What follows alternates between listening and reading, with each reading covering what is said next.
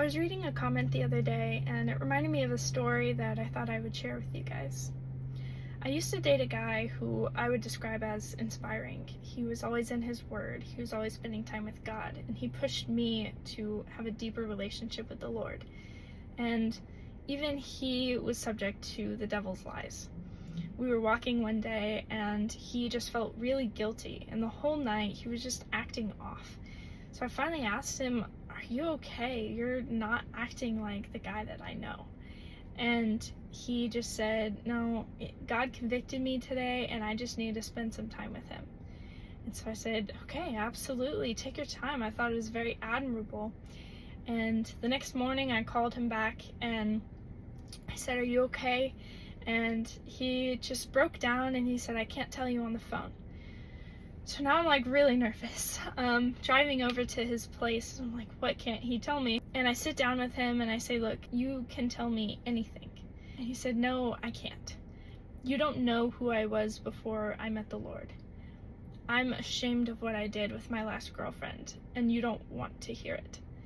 And knowing he was Catholic, I asked, "Have you gone to your confession yet? Have you confessed this? Have you asked for forgiveness, and has God forgiven you for it?" And he said, "Yes, of course. When I met the Lord, I confessed everything that I had done, and I feel horrible about it, and sometimes God just convicts me of what I used to do." And I said, "God does not convict you for things you've done in the past. That's the devil condemning you. He's trying to convince you that you should be ashamed of a sin you've already been forgiven for. And absolutely, you can tell me what you've done in the past.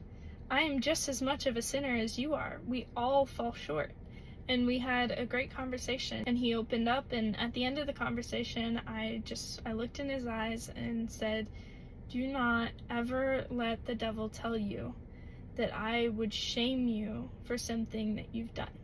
I'm not going to judge you for the person you were, because I see Jesus in you and I like you for who you are. And the devil is twisting the truth, as he always does. Absolutely, you should go to God. Absolutely, you should pray to him and ask him for forgiveness. But what he's saying to you is you can only go to God. That no one else would understand. That everybody who hears what you've done will judge you for it. And that's not true. God called us to confess to our brothers and sisters. Not for forgiveness, if God has already forgiven us, but for healing. You're letting the devil isolate you and make you feel that nobody else has struggled with what you're struggling with, and you are irredeemable.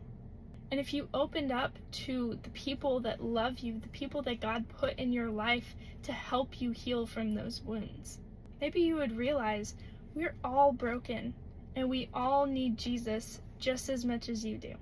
And the best way you can break out of the hold that shame has on you is getting in a community that can help you realize that once you're forgiven, you have nothing to be ashamed of.